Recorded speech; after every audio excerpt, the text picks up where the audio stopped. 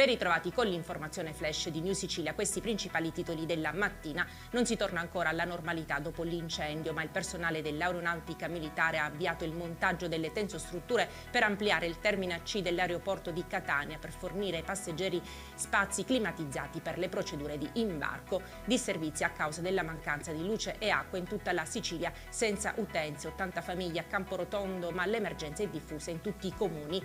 Confisca del 50% delle quote societarie di una ditta di trasporti con sede a Catania ritenute appartenenti a Ciro Fisicaro, esponente del clan mafioso Nardo di Lentini.